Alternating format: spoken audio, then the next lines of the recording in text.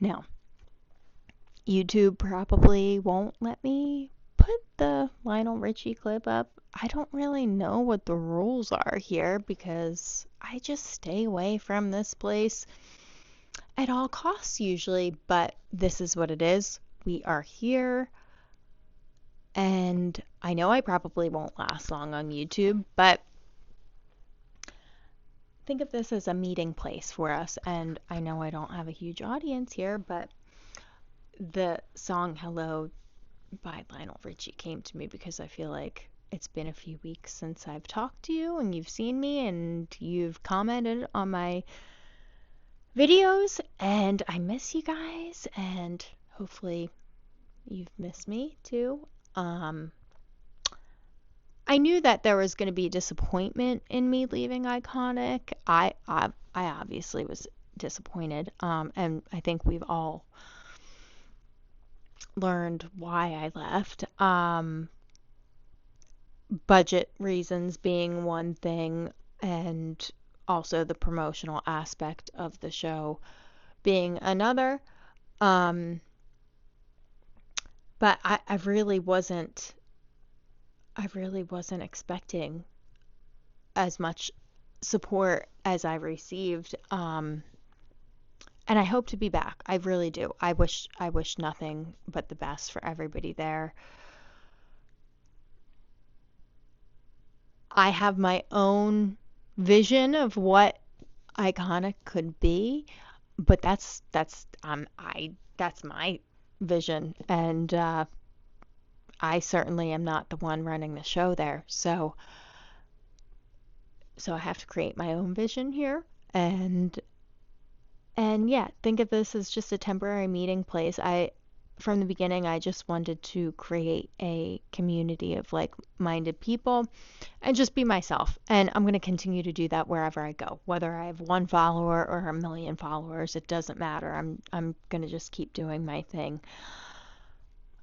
With that being said, one of the talking points that you guys were going back and forth about that I found very interesting was, why does it always seem like in the truth space and seeker space, why does it always feel like creating businesses around this or having thriving income streams seems to be really difficult when it maybe shouldn't be so difficult?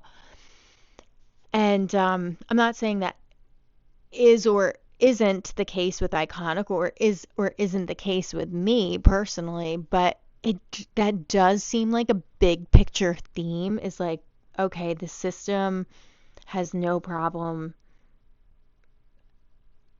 you know, creating funds to do what it needs to do when we seem to struggle. And I think that seriously needs to change. And I think it's going to change. I think that we are actually in the middle of that happening right now as we speak. And I think that we're not even going to have a choice soon because the financial system is changing so much. We have to get really creative with how we are expending our time, energy, money, because money is energy, and and be really smart, because obviously we're up against a beast, and I personally think it costs money to do that. You know what I mean? I think if everybody who's in it for the right reasons remembers that, then we're gonna be okay. But I think that sometimes we lose sight of that, of like, okay, maybe I can cut corners here and spend my money more here in order, but it has to be a collective process. Um, but yeah, it seems like there's been an underlying struggle, like, oh, money is evil.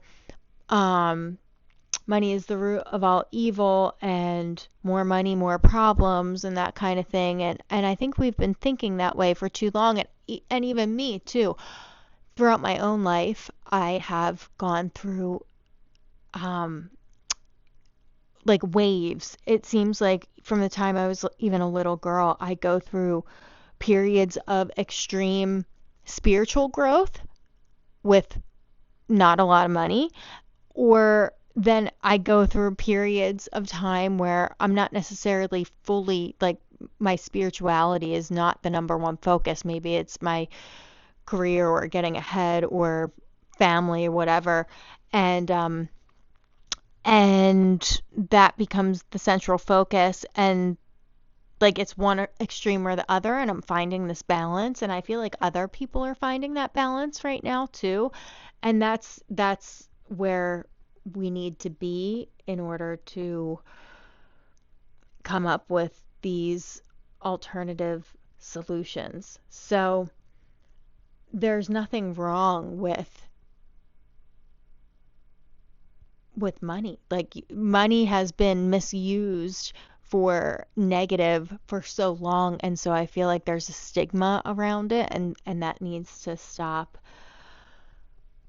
So everything that's been happening in the world, obviously the Epstein files, the UFO files, um I've been saying that the disclosure blue beam stuff has been right around the corner.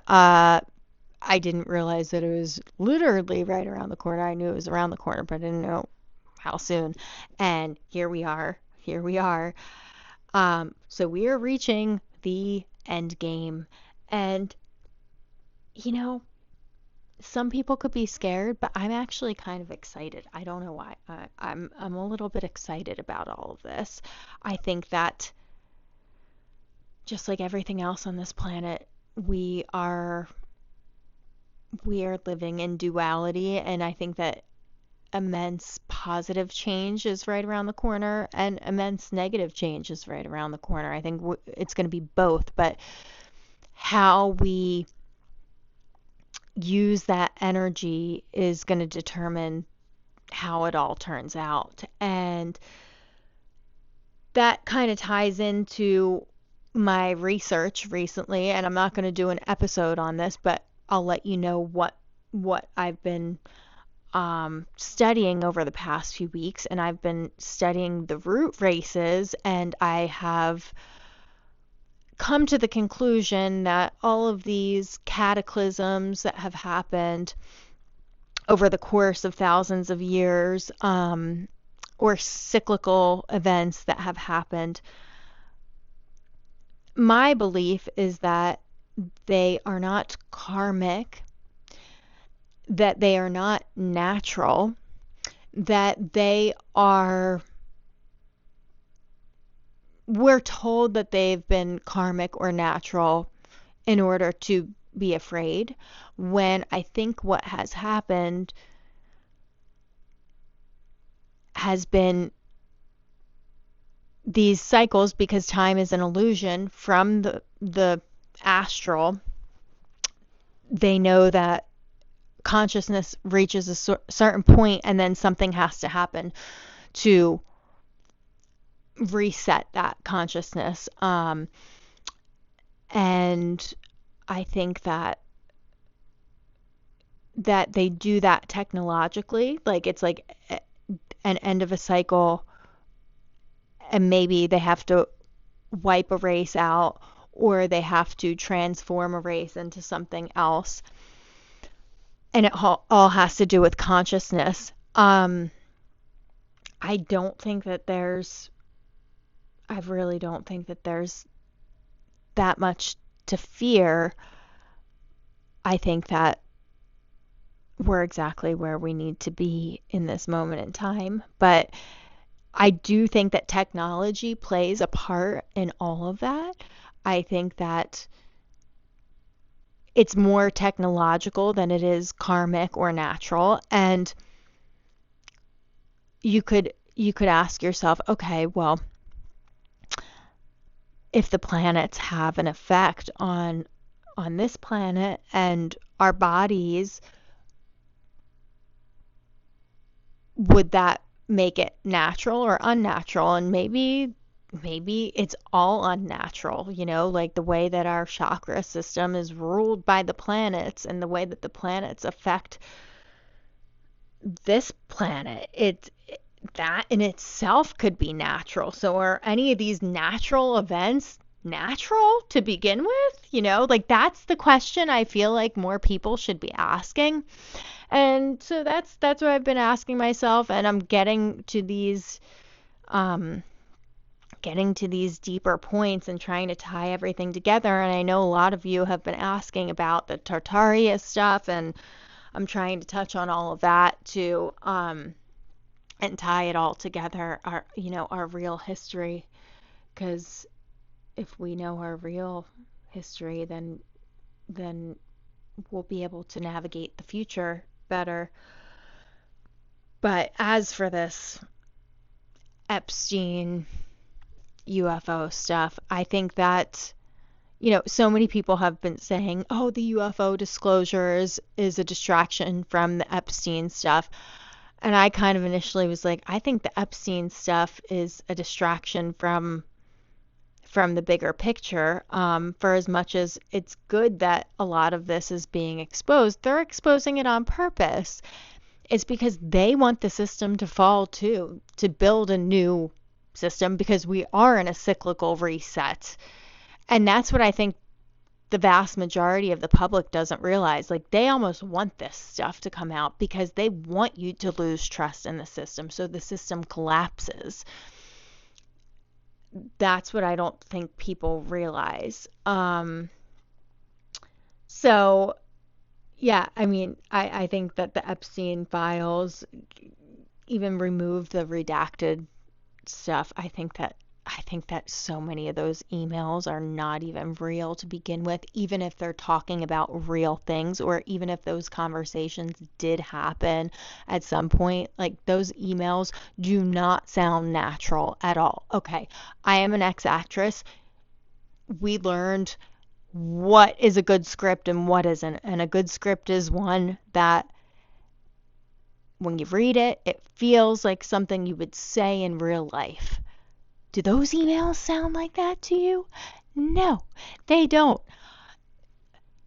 I was joking with this other girl, Morgan, who she's on X, and she has a lot of interesting things to say. And I said, these emails sound like Jeffrey Epstein saying, yes, Jeeves, meet at the graveyard to bury the bodies at 9 p.m. Orgy to follow at 10:30. Can't wait. See you there.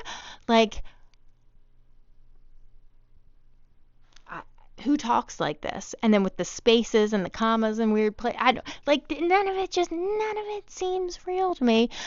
And they're gonna do the same thing with the UFO stuff. The big red flag for me around that is that Pete Hegseth is involved, and the Department of War straight out of the get-go. Like, they're not even talking about disclosure without having him be a part of it. So obviously, if he's one of the first people aside from Trump talking about this, Department of War, like, why would the head of the Department of War be talking about this? Well, what is going to follow is, oh, we're being invaded by negative ETs. I mean, why else would the Department of War be excited to talk about this? Well, let me know what else you guys want me to talk about over the next few weeks. Like I said, I've been uploading all my past work, and that's kind of been time consuming, and I have to do the same thing on Rumble. I think I'm going to try to do what I was doing before and do an episode every Friday or Saturday. But give me a few weeks to get adjusted to this new way of doing things. Yeah.